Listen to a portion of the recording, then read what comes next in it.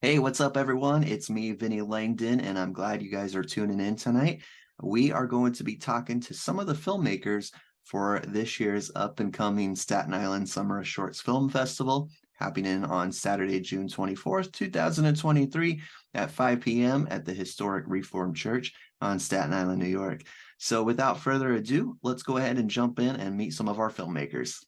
We have Philip Snyder, who's a part of the Snyder Brothers, Right. as they like to call it. Mhm. And they have a film that's playing in our festival called Puppetitis, which, wow, interesting title for a movie, I'd say. But let's go ahead and let's turn the table over to Philip. Give us a little brief background on yourself. Where are you Well, from and I'm your movie? I'm from Long Island, and I've my brother is from Long Island too, as well, obviously. And we've lived in California. We both worked for Roger Corman on a. I worked on a film a long time ago. I'm an older guy. I worked on a film called Battle Beyond the Stars as a production assistant, and then and he did too. We worked on a couple of other films, Galaxy of Terror. That was a very interesting experience. And then I worked for a trailer editing company, Kaleidoscope Films, where I got into the editing room there. That was my first experience in a professional editing room. And I was an assistant editor there.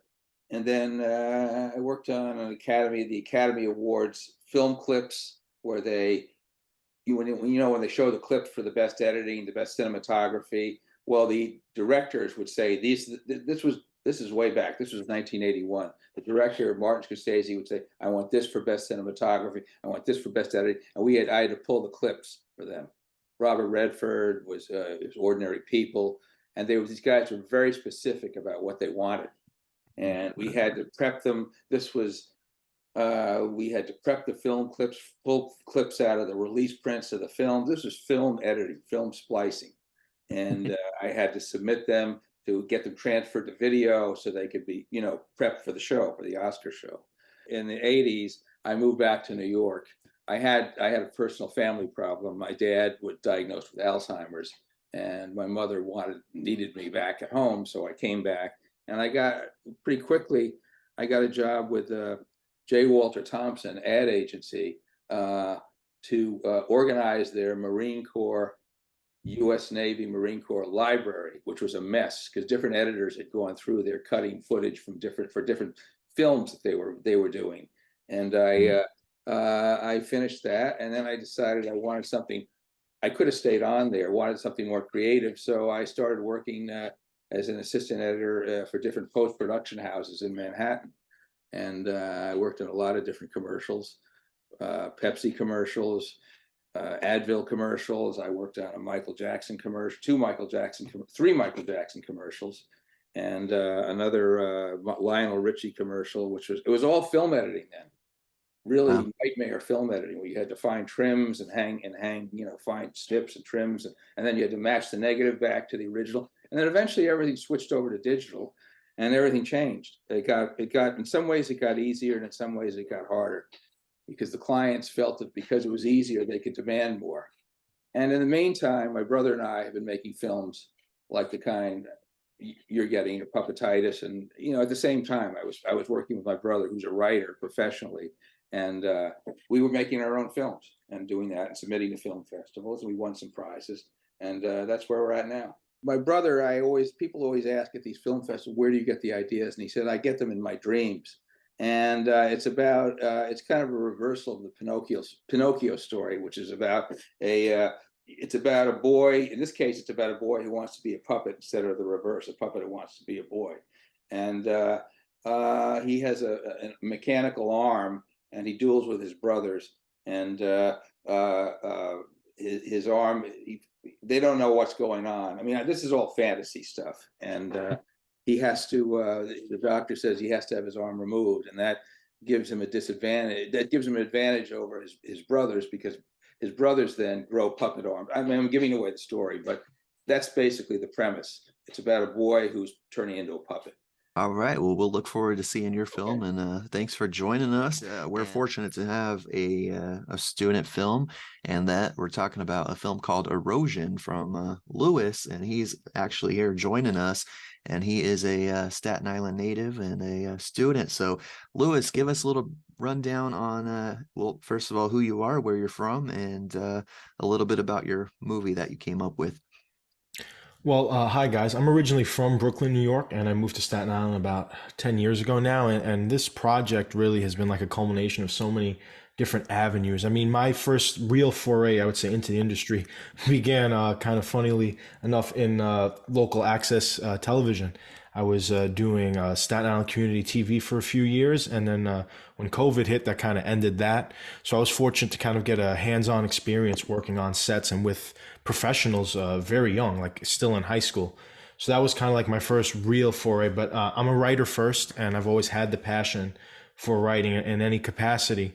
And I'm still a student, so I kind of was able to dabble in so many different, avenues of the industry within my time at the College of Staten Island. And this film, to me, it's my writing work, it's my editing, it's the time as a director, everything kind of molding into one. I would say like I'm certainly not as experienced as you guys, but I would say like in my first real foray, this film came about as sort of like a challenge that I wanted to take. And at the college, we're one of the few CUNY schools. I think we're probably the last New York college to offer 16 millimeter filmmaking. And the course, actually, the professor who taught it is retiring, so that's kind of in jeopardy. But I kind of knew, like, for the last run that we're going to have, the Steenbecks, and we're going to be cutting manually. I wanted to go all out.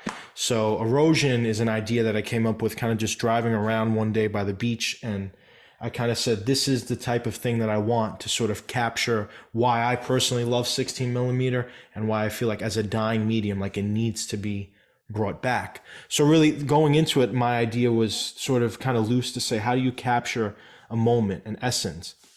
And the concept is basically, it is about a cowboy who is walking to sort of pay respect to a lost love.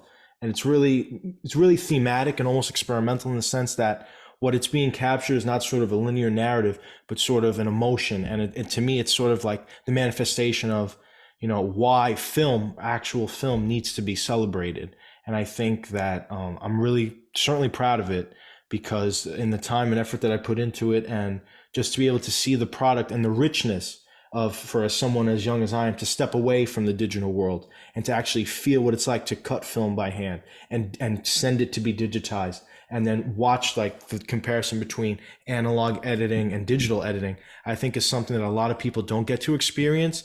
And I'm just so fortunate to have been able to do it and to be here and be able to send it out to festivals and say, this is like the project that I'm certainly most proud of. Let's talk to, speaking of some college experience, on the other end of things, we have Shay Ryan with us, and he loves filmmaking. He sleeps, eats, and breathes film all the time, and he even teaches it, and he even made his own short film this year for us. So we're gonna talk to him a little bit. You can go ahead and unmute yourself, Shay, and talk to us a little bit about your film called Always Bring a Gift.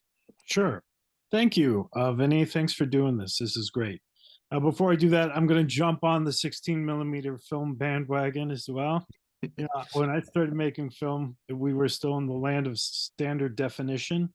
So, like, I had a Canon XL1S to shoot like videography stuff on, but if you wanted to be serious, you know, you had to shoot 16. So I did the whole like doing the processing, but I would cheat. I would take the film, I cut it to digital, I process it to digital, edit it in digital, and then uh, get a copy of the reel, and then cut the reel to the digital edit that I'd made. So it kind of gave me a little bit of the best of both worlds. That was a long time ago. Yeah, Nice. I came to filmmaking on a roundabout way. When I moved to New York, I studied with some really brilliant people. Mike Nichols, I did a scene study class with him because I was approaching it from the acting part. I did an improv class with a guy named Paul Sills, who was very involved in Second City over in Chicago. and he's the founder of Story Theater, and all these great things. And they kept saying something to me over and over again. He kept saying, you have to go and do your own thing. Don't don't wait for somebody to give something to you. Go out and do your own thing. And of course, I was young and I didn't listen to him. And then I went out into the world and I started acting, and I was getting these acting jobs, and every single job that I got, I met new actors, but every fourth job, it was the same damn crew members. And I'm Mhm. looking at myself, I'm like, wait a second, I'm on the wrong side of the camera here, because these guys are getting paid and I'm maybe getting $25 a day plus lunch, you know? So I went back to got my film degree. I floated around. I did some work in post production for Sony Music back at a studio that no longer exists over on 53rd Street. I found my way into post production over at HBO for a couple of years, doing quality control and stuff like that. I wasn't really happy with the career trajectory. So I kind of stepped back and I said, you know what? I want something stable. I'm tired of going contract to contract. I'm just going to go into teaching. And it's actually, Vinny, it's actually on the high school level, Oh, not the okay. Wagner High School. So I wanted to be a history teacher, but everybody looked at my resume and they kept giving me these media teaching jobs. So I was like, I guess it's my fate. So I teach high school kids how to make films. And I've also been really frustrated. Like, I'm a Staten Islander as well. And we used to have a film festival that shut down. We had another film festival that shut down. And I was always upset that we didn't have like a sustained film festival on Staten Island, which is why I'm so happy that you're doing this, Vinny. And so I saw that this was coming up last year, and I said, "Oh, I'm going to submit something to it." But I ran out of time. Life was too busy. So just Yeah. as they were like doing this program last year, I was shooting the short film for this year. So Yeah, well, that's awesome. yeah, So tell us a little rundown real quick of what people can expect. And obviously it's a short, so I know it's hard to like not give the whole plot away, but what would you like to share and what would you like everyone to know about? well, another hero of mine is George Romero. Oh, yeah. So as you guys can see from the cover art, it's a little bit of a zombie film. Um, uh, I had, but it's a spoof, right? The short of it is there's a backyard party in a neighborhood. Some friends are gathered, and one of their neighbors, whom they don't like, comes and crashes the party. And that neighbor also just happens to be a zombie. And the zombie makeup is very much uh, inspired by Dawn of the Dead. The soundtrack is by this fantastic artist over in France, who I gave her the soundtrack to Dawn of the Dead. I said, listen to this and then do your own thing. And she did a fantastic job on the soundtrack. It's just absolutely amazing. All the actors are Staten Islanders. All the crew members are Staten Islanders. And you know, it was a really fun project to do. I'm really, really happy with the way. Oh, and one of the special effects things came out from a lady who studied under Tom Savino, who of course was the makeup artist for Dawn of the Dead. So all of these Dawn of the Dead stuff just kind of started like gelling together, you know. So, but it Yeah. was wonderful. It was a wonderful time. It's a fun little project. I'm really happy to be in the film festival this year, and that's about it. This next group here, we're going to be talking to the Herrera family all the way out in Texas. Hi, everybody. There we That's go. that's Yeah, yeah, there, we're there. family filmmakers. We started out like with a YouTube channel with just me and Dominica, with her masterminds with Dominica Herrera, where she would interview artists, and then from there we produced our first documentary about a fashion show, and that made the 45-minute mark for us. And from there we just continued on our journey in filmmaking and making short films. Yeah, that is awesome. So you guys, I know it's like I don't want to compare you to like the Addams family type of family, but you guys love horror films, right? Tell us a little bit about your project that you submitted to the film festival. So Gothic Grayson Street was a collaboration between us and a buddy of mine, Francisco Viejo, where we talked about it during COVID, and then we finally got it off the ground. It's a mockumentary about vampires that live in Texas, and they can't own anything because they're dead. So they have to live in storage units and or live with family where they can store their bodies because that they can't again they can't own anything. They can't enter in a contract because they're already dead. Uh, so we try to take it to both a mockumentary feel, and I added in the middle of it a cinematic feeding scene in there to kind of just spice things up. And it's That is cool, very cool. And for those who do not know, we'll let everyone know that you actually are developing this into a series. You filmed episode 2. You guys submitted to the film festival, but due to timing, we weren't able to show it. But I'm glad we're able to show episode 1 to kind of tease it for everyone that when the rest of the episodes come out, they'll definitely tune in. So how did you go about doing that? Did you write the typical 12 episodes, or did you say let's make one and then hey, that was pretty good, let's make the rest of them? we wanted to make it 10 episodes of them, and we started. We're getting ready to film part 3 already, episode 3, and so Francisco and Dominica do the writing for me, and I sometimes I provide my ideas and such, and for the most part, I'm behind the camera as always. So when we start filming episode 3, it'll be after we finish this 2 feature films that we have. Welcome to the channel. We're just finishing up, and then Soft Potato, the Killer Clown. We're finishing that one as well. And once we're done with those 2 films, we can get back to part 3 for Gothic Racing Street.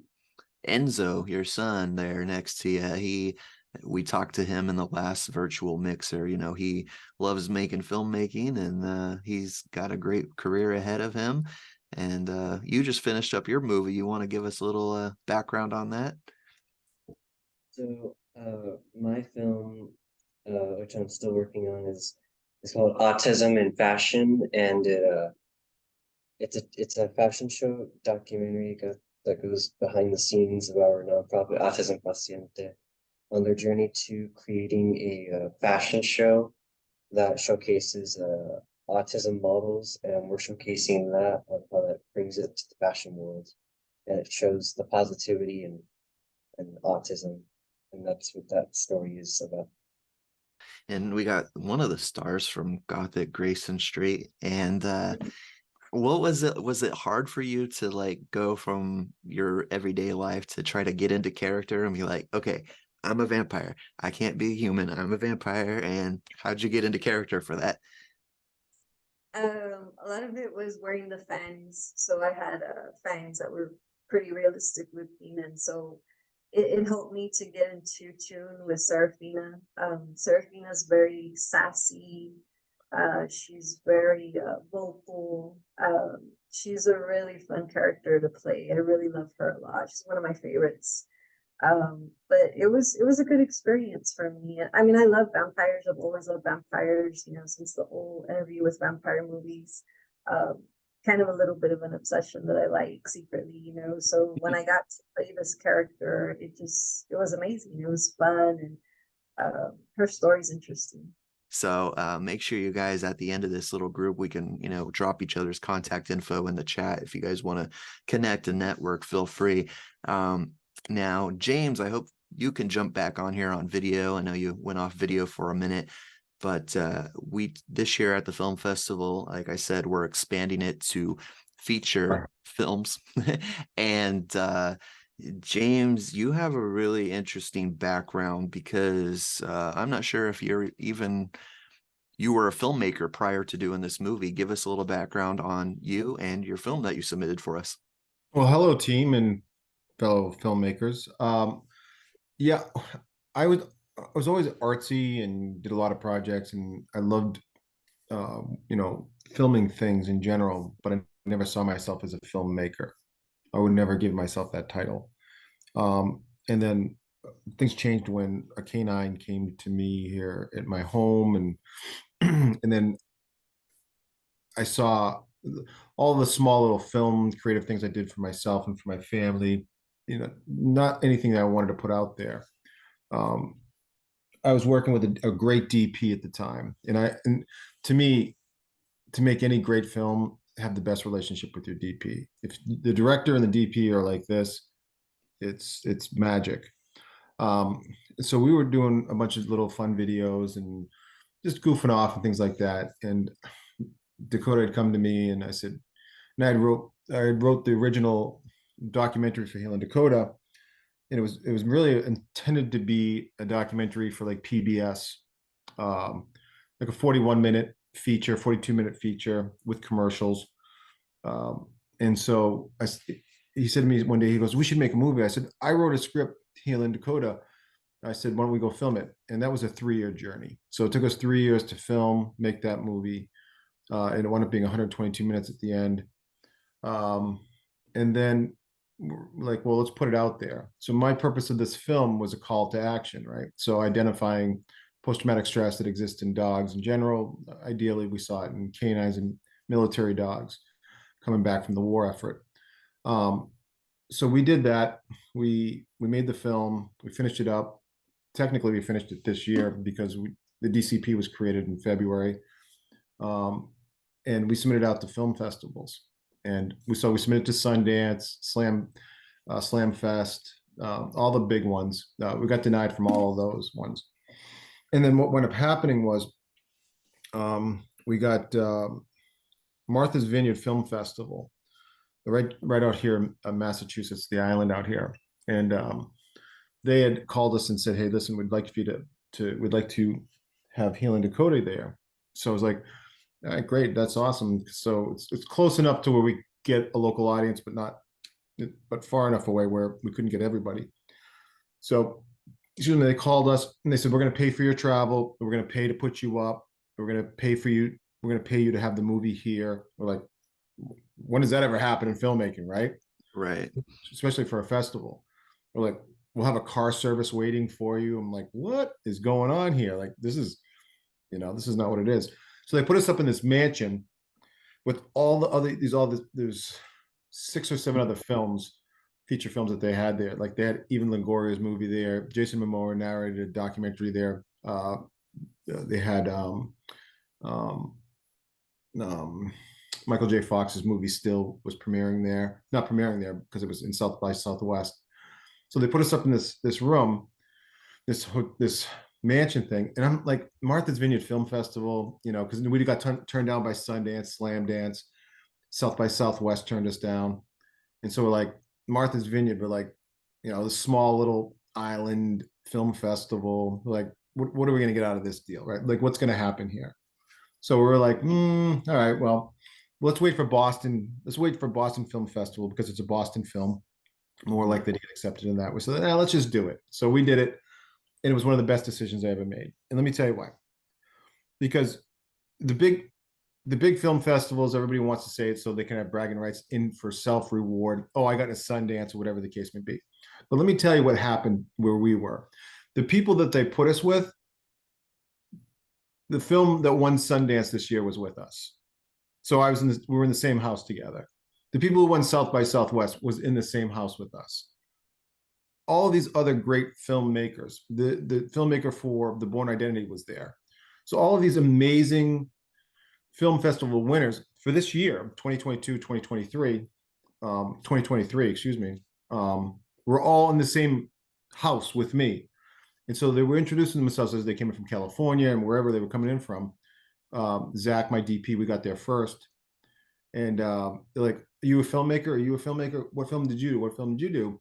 And I felt out of place because I didn't see myself as a filmmaker. I saw myself as a man who made a film. So that's how I introduced myself. "So are you a filmmaker?" I said, "No, I'm a man who made a film."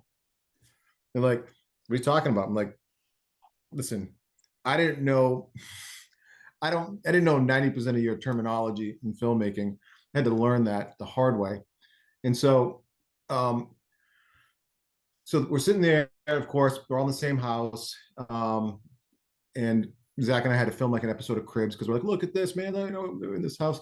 But the team that won South by South won Sundance this year, he comes up to me, he goes, did you look around and see who you're with in this house? I said, yeah. He says, you're a filmmaker.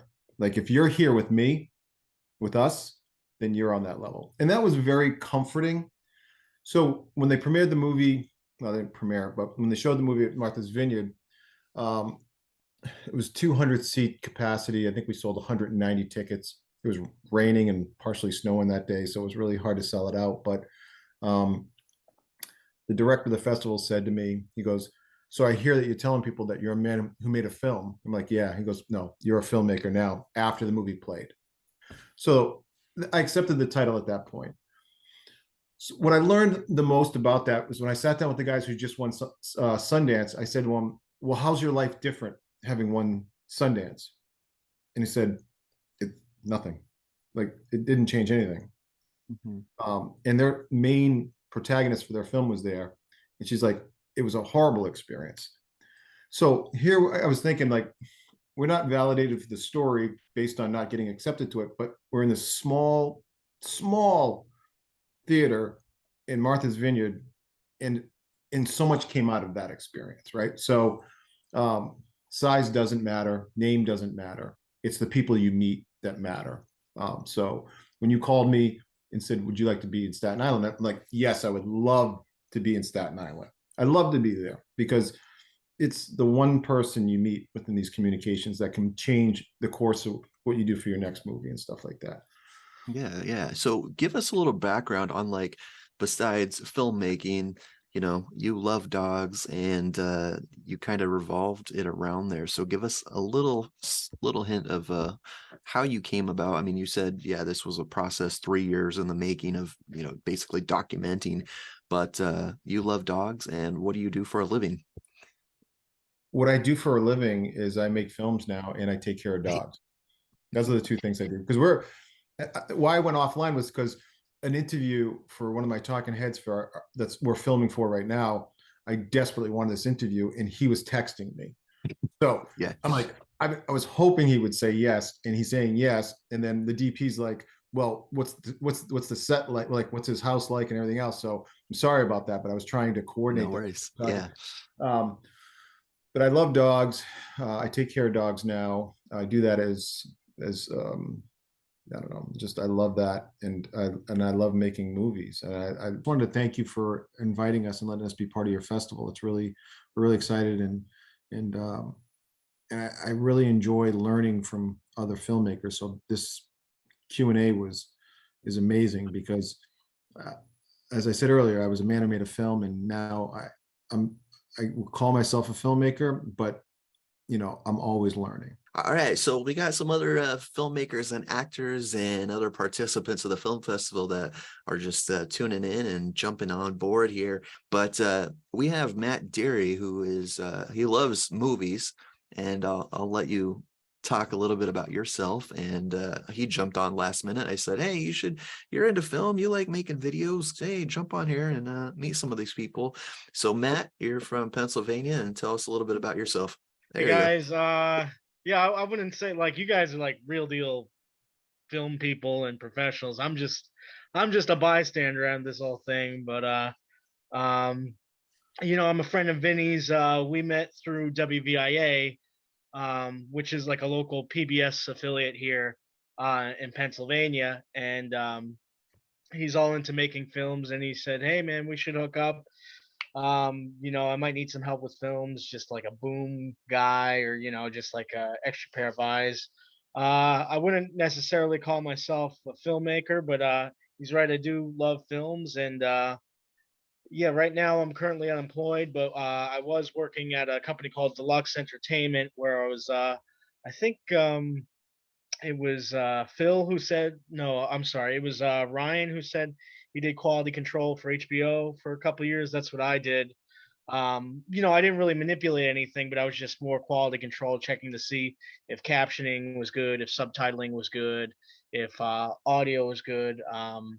Would I say I have any artistic tendencies towards film? No, but I would say I am a lover of film, and any way I could be part of music or film, whether it's hey, go fetch me a bottle of water, or hey, can you say these couple lines, I'm willing to do. So I appreciate, Vinny, for you having me here and inviting me, and I'll let you get to it with the real pros, and thanks for letting me say a couple words about myself and being a part of this meeting. And we see a floating head up in outer space joining us from Florida. We have an actress, and tell us a little bit about yourself. So I'm actually from Pennsylvania originally, so I can relate to what you all there, but I am living in Florida right now. My name is Helena Sadberry, and I met Vinny actually in a 48-hour film festival for Sacramento during the pandemic, which, many bad things happened during the pandemic, but one of the really cool things is that film festivals went virtual, and we got to meet people and work with people we never would have worked with otherwise. So that's pretty cool. Worked with Vinny a couple times since, which is great. I actually work for the Office of Film and Entertainment here in Tallahassee, Florida, for the whole state of Florida. And so I work with sales tax exemptions for anyone, not just Floridians, but anybody wanting to film in Florida. Also helping people find locations and crew and all that jazz. But in my free time, I do some acting on the side. I've been in a lot of bigger productions and like smaller extra roles, like The Purge. I was a captive stuck in a cage in New Orleans for a few days. That was a lot of fun. The Purge TV show, Dolly Parton Heartstrings, Bobby Brown Story, Motley Crue's The Dirt, and then also in independent things, lead and supporting roles. So just excited to be here and supporting Vinny and meeting all you guys. So thanks for your time. Yeah, awesome. Yeah, you don't have a film in the film festival this year, but like you said, you do have the connections, and you do have that experience of getting to see all different types of film festivals of Sacramento, California, Florida, New York, New Jersey, Pennsylvania, and just to see the variety. And what do you, as being both on both ends as an actress and being now a part of the film commission, what do you enjoy the most about film festivals for you? Why do you keep doing it? For me, yeah, no, that is an excellent question. One of the great things I feel that comes from film festivals is everybody kind of gets to work together and dabble in things that they wouldn't necessarily do on a big set. For example, on a big set, for continuity, you might notice as an actor that a candle isn't lit, but you can't do anything about it because that's not your job, and you might be costing someone their job by helping out. But some of the really cool things about film festivals, I learned this in the New Orleans Film Festival. I'm really good with continuity. I'm really good as a script supervisor. I'm good with props. I'm good with wardrobe. I'm good with makeup. All these things that I never would have gotten a chance. May have not, likely would not have gotten a chance to do on my own. The film festival actually gave me that experience to kind of just help out and dabble in these certain places and find out, what I'm good at and what I like to do. But thanks again, everybody. And any other questions or concerns, comments? And if not, we'll wrap it up. Hey guys, I just want to mention, I don't know how much work goes behind the scenes in producing a film festival, but I can only imagine it's a lot of time that you put into it, you and your team. So on behalf of the team of Healing Dakota, we want to say thank you for allowing for us to be part of your festival. And maybe someday you can tell us how much work actually really goes into it, because I'm sure it's a ton of work. Well, maybe your team will make a documentary based on that, in 10 years. No, I'll tell you right now. And coming out with my first film, my first documentary, and I have like 2 or 3 more that I've already written. I think I was spoiled because I was just provided with an amazing team. And that's what makes it easy for me to go out and make another movie. If I had a terrible experience with it, I probably wouldn't. But the same team that I had for this movie, I have the same team for the next movie. And the mistakes you make as a first-time director to the next movie, you learn and you can apply those changes. So, but on behalf of us, we want to say thank you to you, Staten Island, and to all the other filmmakers that are going to be shown here at your film festival for having us. And we're really excited about it. So thank you. Sorry, Vinny, real quick. I know you're wrapping up, but I Yeah. just wanted to piggyback on that and again reiterate that I want to thank you too, because Staten Island needs a film festival. There's so many creatives, well, in the New York City tri-state area, but Staten Island is always the one that's like kind of forgotten, right? And what you're doing for Staten Island, I think, is brilliant. I hope this film festival goes on for 50 years. Hey, that would be fun. So, well, guys, thanks again. Hope everyone has a great rest of your night. And we look forward to hanging out with you, having some drinks, having some popcorn, hot dogs, New York style. And it's going to be a good That old might get me time. down there. That might even get me down there, Vinny. There you go. There you go. All right, guys, have a good night. Follow the Film Freeway page. Follow us on Facebook. Tell your friends to get tickets. Come see Healing Dakota and all the other short films we talked about. And yeah, we'll see you guys June 24th on the red carpet. All right, we'll see you guys. Have a good Thanks, night. everybody. Have a great night.